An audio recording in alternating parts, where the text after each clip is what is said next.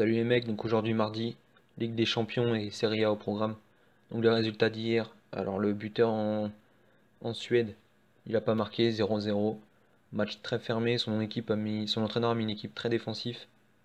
Donc bah, ils sont revenus pour prendre un point, ils ont pris un point. C'est passé, hein, je vais pas lui reprocher. Donc bon, la cote était haute, donc pas vraiment de regret. Retafe a eu pas mal d'occasions, ils ont tiré sur le poteau, ils ont loupé un penalty. Mais Javier Molina pardon, n'a pas marqué non plus. Donc peut-être un petit regret parce que la cote était basse. Mais bon, c'est comme ça. Et en Bundesliga 2, le joueur n'est même pas titulaire alors qu'il est en pleine forme. Le coach l'a fait rentrer en fin de match. C'est un joueur qui a mis 9 buts cette saison. À chaque fois qu'il rentre, il marque. Mais il est toujours pas titulaire. Bon bah c'est comme ça, hein. Il n'y a pas de, il y a pas de secret. Donc sinon Lens gagne hier. Donc je suis content pour les Lensois. Faut serrer les dents les mecs. La Ligue 2, ça ne durera pas toute votre vie. Je sais que c'est compliqué. Jouer les lundis soirs, les vendredis soirs, c'est même très chiant. Mais bon, faut croiser les doigts et espérer que l'année prochaine ce soit à la bonne, enfin. Euh, je sais ce que c'est la Ligue 2 et ouais, c'est pas cool. Donc j'espère pour vous que vous allez remonter rapidement. Donc alors déjà, je vais vous donner mon avis sur le match du Bayern. Donc je pense que le Bayern va aller s'imposer à Séville, même si ça va être compliqué parce que je vois Séville marquer. Mais bon, le Bayern, ça peut être un rouleau compresseur incroyable, surtout à domicile. On l'a vu, ils ont mis 6-0 à Dortmund. C'est quand même sûrement la 3 ou la deuxième ou troisième meilleure équipe de Bundesliga avec Leipzig. Ils leur ont mis 6-0 et 5-0 en une mi-temps, donc sans forcer. Le souci, c'est que qui prendre comme buteur? Il y a Lewandowski, mais les côtés trop bas. Müller, j'aimais bien la cote, mais il est pas sûr, pas certain d'être qu'il soit titulaire. James Rodriguez, j'aime bien la cote, mais c'est pareil. Et puis bon, il est pas, il sera pas sur les trois de devant. Je me vois mal prendre Robben. Ribéry est en forme, mais bon, c'est pareil. Est-ce qu'il y aura 3, 4, 5 buts du Bayern? Je pense pas non plus. Donc c'est compliqué. Je préfère rien prendre, même si je vois le Bayern marquer au moins 2 buts. Et donc ensuite l'affiche, la Juve qui accueille Real Madrid. Alors là, ça fait très longtemps que j'ai pas autant attendu un match que celui-là. Donc déjà avant de débuter toute analyse, Ronaldo à 2,40, je le prends obligé. C'est un joueur qui est en Ligue des Champions a quasiment un ratio d'un but par match en Ligue des Champions. Il est coté à 2,40. Même si son équipe en prend 5, il est toujours capable d'aller mettre un coup franc, un péno tout claqué ou même un but de n'importe où. Pour un joueur comme ça, 2,40 c'est trop. Donc je le prends, même si la cote est basse. Et donc ensuite mon avis sur le match. Alors je vois la cote de Madrid est en train de fondre, mais je vois la Juve parce que Madrid a montré trop de défaillance cette saison. Vous allez me dire, ouais, mais bon, la dernière fois qu'ils se sont affrontés, l'année dernière en Ligue des Champions, ça fait 4-1. Ah, mais c'est pas le même Madrid. Même le Madrid qui bat le PSG, je vais parler que du match aller parce que le match retour, c'était fini, c'était plié. Le match aller, la première mi-temps, le PSG domine quand même, largement. Ils offrent un but à Madrid, et en fin de match, c'est n'importe quoi. Ils craquent complètement. Je suis pas supporter du PSG ni rien, il y a pas de. Mon analyse n'est pas tronquée. Et je vois la Juve passer.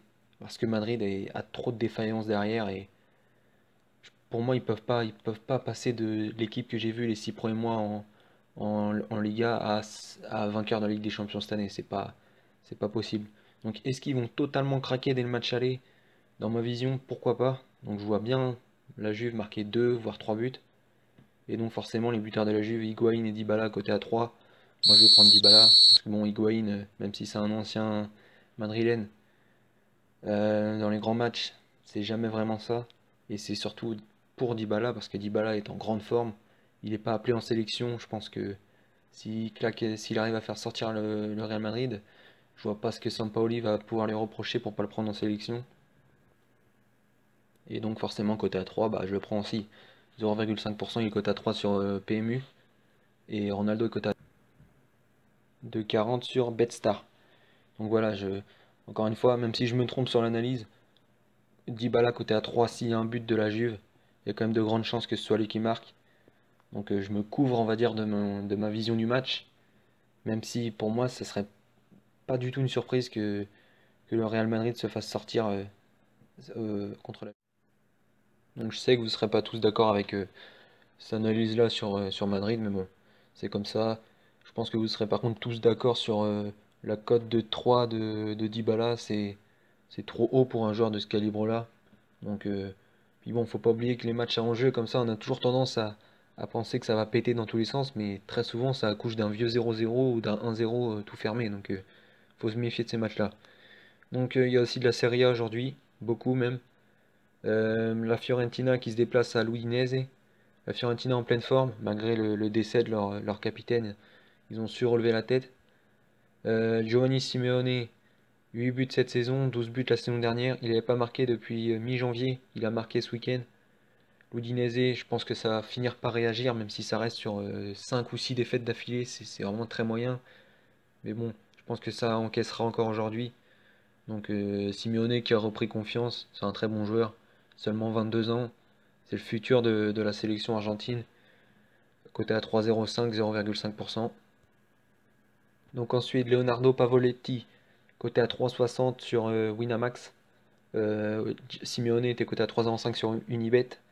Donc Pavoletti qui retrouve le Genoa, son équipe, c'est l'équipe chez laquelle il a explosé. Il a mis 14 buts il y a 2 ans. Donc il est en pleine forme, il a mis 3 buts en 5 matchs, même si Cagliari vient de s'en prendre 4 contre le Torino. Ils vont devoir réagir, mais le souci c'est qu'ils se déplacent au Genoa qui doit absolument réagir. C'est 4 défaites d'affilée, il me semble. Mais bon, le Genoa c'est très moyen. Les bookmakers, les codes favoris, alors que bon, devant il n'y a personne. Il y a Lapadula, mais bon, c'est surcoté Lapadula. Derrière c'est très moyen. Donc je pense même pas qu'ils gagneront ce match-là. Et donc forcément le meilleur buteur adverse coté à 3,60. Dans un match où je pense il aura largement les occasions pour marquer. Je vais prendre aussi 0,5% pour Pavoletti. Et donc on termine avec l'Atalanta contre la Samp. Donc l'Atalanta favorite contre la Samp largement même. Cote à 1,40.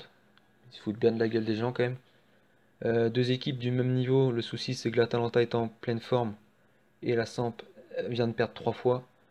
Donc évidemment les bookmakers ne prennent pas en compte la possible réaction de la Samp. Je pense que devant il y a de très bons joueurs du côté de l'Atalanta. Ilicic est absent. Je pense que Gomez, le capitaine, tireur de penalty, aura les occasions pour marquer. Il a mis 5 buts cette saison, c'est une saison plutôt moyenne pour lui. Il a mis 14 buts, je crois, la saison dernière. Donc, c'est pas une super cote non plus. Je pense qu'il y a une value quand même, donc je vais le prendre. 2,80, 0,5%. Et c'est surtout de l'autre côté, les grosses values, que ce soit Quagliarella, qui est coté à 3,80, et Zapata, coté à 4,30. J'ai choisi Zapata parce que je le sens plus, tout simplement.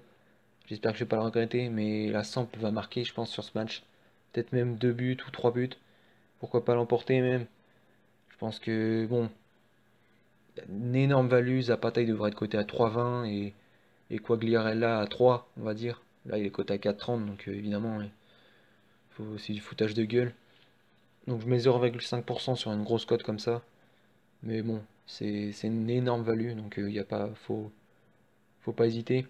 Donc voilà, c'est tout pour aujourd'hui. Méfiez-vous quand même de la Serie A parce qu'il y a beaucoup d'équipes de croqueurs, hein. L'Atalanta, même la Fiorentina, c'est des équipes de croqueurs, hein. Très souvent, c'est favori et ça vient se faire taper sans rien faire. Faut se méfier de ce championnat. Et puis donc bah la Ligue des Champions, on va espérer déjà voir des beaux matchs. Et puis bon, moi j'espère une victoire de la Juve, mais bon, c'est du moment qu'on voit du beau foot, le reste ça passe après.